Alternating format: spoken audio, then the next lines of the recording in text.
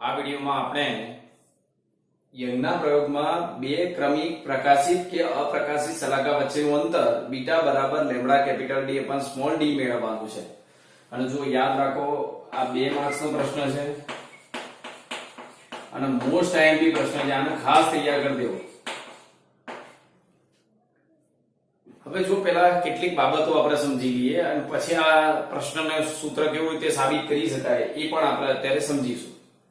તો અહીંયા જો આ બે ઉદ્ગમ છે, મતલબ આપણે સ્લિટ કહી શકીએ યંગના પ્રયોગમાં, તો બે ઉદ્ગમ અથવા બે સ્લિટ વચ્ચેનું અંતર સ્મોલ ડી છે, ઉદ્ગમથી પડદા વચ્ચેનું અંતર કેપિટલ ડી।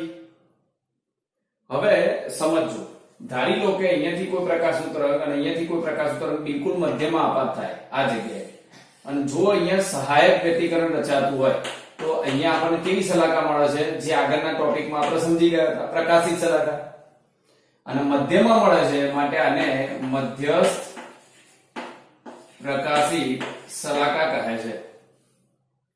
ધારી લો કે અહીંયાથી કોઈ પ્રકાશનું તરંગ ને અહીંયાથી કોઈ પ્રકાશનું તરંગ અહીંયા આપાત થાય આ જગ્યાએ, અને અહીંયા જો વિનાશક વ્યતિકરણ રચાતું હોય તો બંને તરંગો એકબીજાની અસર નાબૂદ કરે માટે અહીંયા અપ્રકાશિત શલાકા મળે, તો એને કહેવાય પ્રથમ અપ્રકાશિત શલાકા। એનાથી થોડું ઉપર જો અહીંયા પ્રકાશનું તરંગ અહીંયા અહીંયા સંપાત થતું હોય તો જો અહીંયા સહાયક વ્યતિકરણ રચાય તો પ્રકાશિત શલાકા મળે અને એને કહેવાય પ્રથમ પ્રકાશિત શલાકા। પછી એ જ રીતે ઉપર દ્વિતીય અપ્રકાશિત શલાકા, એનાથી થોડું ઉપર દ્વિતીય પ્રકાશિત શલાકા, આ રીતે દ્વિતીય પ્રકાશિત શલાકા। જેવી રીતે ઉપર અપ્રકાશિત મળી એવી રીતે નીચે પણ મળે, એટલા જ અંતરે, કારણ કે પથ ડિફરન્સ, પથનો તફાવત એટલો જ થાય, નીચે પણ એવું જ થશે। એટલે જો અહીંયા પ્રથમ અપ્રકાશિત શલાકા, પછી પ્રથમ પ્રકાશિત શલાકા, પછી દ્વિતીય અપ્રકાશિત, પછી દ્વિતીય પ્રકાશિત શલાકા, આ રીતે ઉપરના જેવો જ નીચે ક્રમ મળે।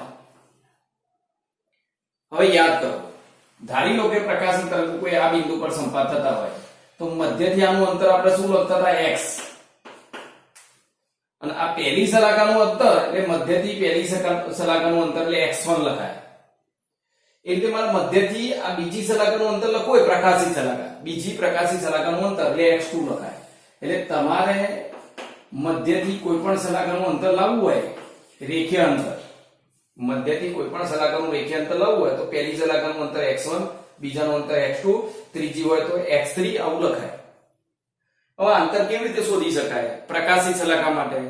તો જો પ્રકાશિત શલાકા કોના વડે મળે? સહાયક વ્યતિકરણ વડે। સહાયક વ્યતિકરણ, એમાં પ્રકાશિત શલાકા માટે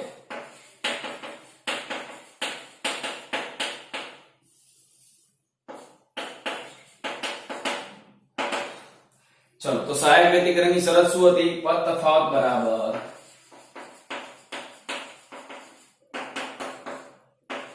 x small d upon capital D બરાબર n લેમ્બડા। આમાં સ્મોલ d શું છે? તો બે સ્લિટ વચ્ચે, તો બે ઉદ્ગમ વચ્ચેનું અંતર। કેપિટલ D શું છે? તો સ્લિટ થી પડદા વચ્ચેનું અંતર। x શું છે? તો મધ્યથી કોઈ પણ શલાકાનું રેખીય અંતર। લેમ્બડા એ તરંગ લંબાઈ પ્રકાશની, અને n એટલે શલાકાનો ક્રમ। પહેલી શલાકા હોય તો અહીંયા 1 લખાય, બીજી હોય તો 2 લખાય, મતલબ જ્યાં n બરાબર 0 1 2 3 એવું લખાય। તો આના પરથી અંતરનું સૂત્ર શું બને? xn બરાબર n lambda capital D upon small d। એટલે x ને કરતા મને કેપિટલ D ઉપર સ્મોલ d નીચે, એટલે કોઈ પણ શલાકાનું અંતર લાવવું હોય તો આના પરથી લાવી શકાય, બરોબર? તો ચાલો હવે સમજો। ધારી લો કે મધ્યથી મારે પહેલી શલાકાનું અંતર લાવવું છે, તો તમે શું કરશો? આમાં તો n ની જગ્યાએ 1 લખીશું, તો પહેલી શલાકાનું અંતર શું આવ્યું? x1 lambda capital D upon small d। ચલો, મધ્યથી બીજી શલાકાનું અંતર લાવવું છે તો શું લખાશે અહીંયા? તો n ની જગ્યાએ 2 લખાશે, x2 બરાબર 2 lambda capital D upon small d। ત્રીજાનું અંતર લાવવું હોય મધ્યથી ત્રીજાનું અંતર, તો n ની જગ્યાએ 3 લખાશે। તો મતલબ ખાલી તમારે અહીંયા ક્રમ જ બદલવાનો છે। હવે સમજો, હવે બે ક્રમિક પ્રકાશી સલાકા એનો મતલબ શું? ક્રમિક એટલે પહેલા અને બીજા વચ્ચેનું અંતર. હવે કેમનું શોધાય? તો બીજાનું જે અંતર હોય એમાંથી પહેલાનું અંતર બાદ કરો એટલે પહેલા બીજા વચ્ચેનું અંતર તમને મળી જાય. અને કેટલું મળે તો જો બે ક્રમિક પ્રકાશિત સલાકા વચ્ચેનું અંતર. તો એ કેમનું લખાશે?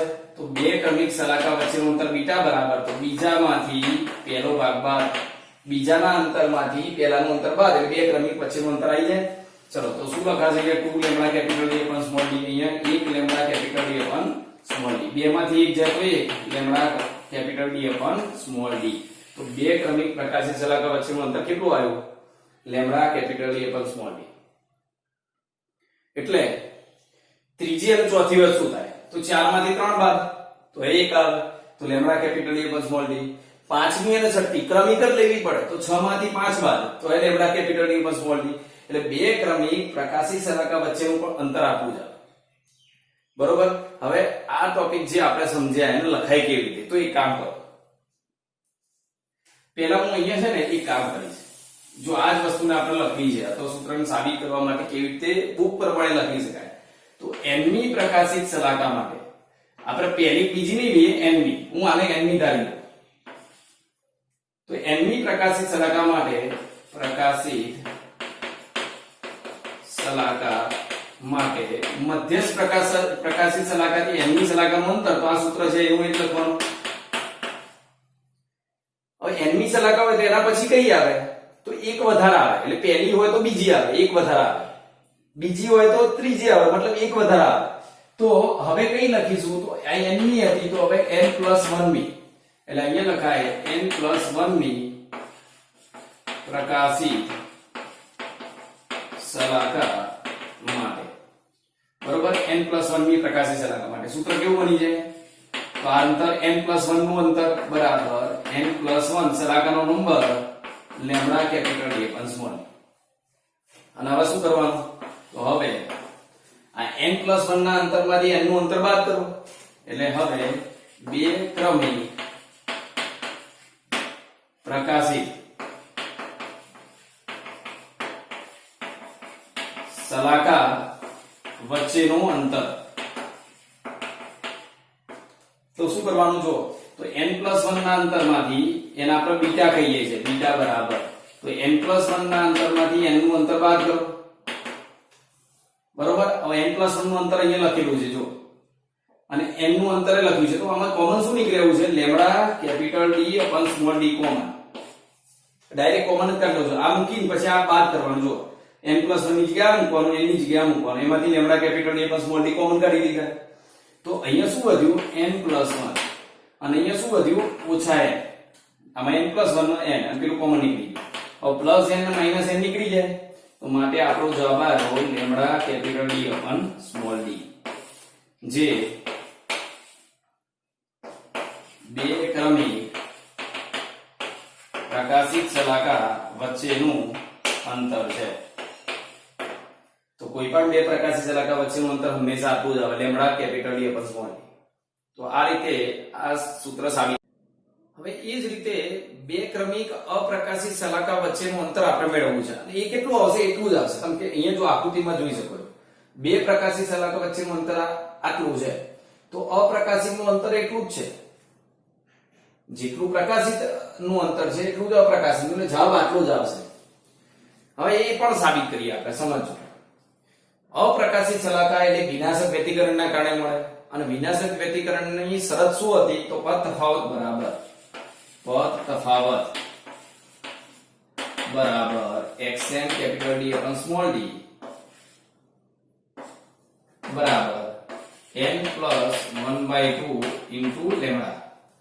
તમે આ રીતે લખો તો પણ ચાલે અને બીજી રીતે લખતા તો યાદ કરો 2n+1 λ/2 એટલે તમને આ રીતે ફાવે તો પણ વાંધો નહીં આ રીતે ફાવે તો પણ વાંધો નહીં તમે બંને રીતે લખી શકો અને કશું કર્યું નથી અહીંયા બેનો ખાલી લસાઅ લીધો છે.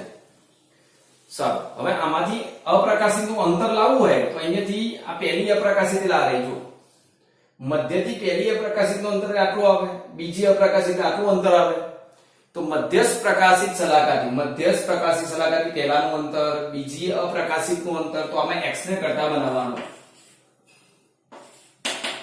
તો શું સૂત્ર બને? તો અહીંયા n+1/2 lambda capital D upon small d ગુણાકારમાં x small d upon capital D આ એનો સૂત્ર હતું. એટલે અહીંયા કેપિટલ D ઉપર આવશે, સ્મોલ d નીચે આવશે. એટલે આવું સૂત્ર તમને મળશે. હવે સમજો n બરાબર આપણે શું લખી શકીએ? જે n બરાબર 0 1 2 વગેરે લખી શકીએ. આપણે બે ક્રમિક અપ્રકાશિત શલાકા વચ્ચેનું અંતર લાવવું છે. તો પહેલાનું અંતર લાવવું હોય તો n ની જગ્યાએ 0 થી શરૂઆત થાય એટલે પહેલાનું અંતર આવે. પહેલી અપ્રકાશિતનું અંતર એટલે n બરાબર 0. બીજાનું અંતર n બરાબર 1. ત્રીજાનું અંતર એટલે n બરાબર 2. ક્રમ જોવાનો. જો પહેલાનું અંતર લેવું હોય તો 0, બીજાનું અંતર લેવું હોય તો કારણ મધ્યમાં તો અપ્રકાશિત છે જ નહીં. પહેલી અપ્રકાશિત તો પહેલી 0 મૂકવાથી મળે. બીજી અપ્રકાશિતનું અંતર શોધવું હોય તો 1 મૂકવાથી મળે. હવે સમજો. તો આપણે પહેલી કે બીજી એવું નહીં લઈએ. આપણે શું કરીશું? nમી અપ્રકાશિત શલાકા વચ્ચેનું અંતર જોઈએ. nમી અપ્રકાશિત શલાકા માટે. તો nમી અપ્રકાશિત શલાકા માટે સૂત્ર શું લખાય? તો આનું આટલે લખવાનું છે બેઠું n+1/2 into lambda capital D upon small. અથવા તો તમે આને પણ વાપરી શકો. આને આ રીતે લખાઈ દો. અહીંયા આ સૂત્ર લખો તો કેપિટલ D ની ઉપર આવે, સ્મોલ d નીચે જાય. તો બરાબર આવું પણ થાય. n+1 lambda capital D upon small 2d. આવું પણ તમે લખી શકો. તમે બેમાંથી જે વાપરવું હોય વાપરજો. બંને રીતે જવાબ આવશે.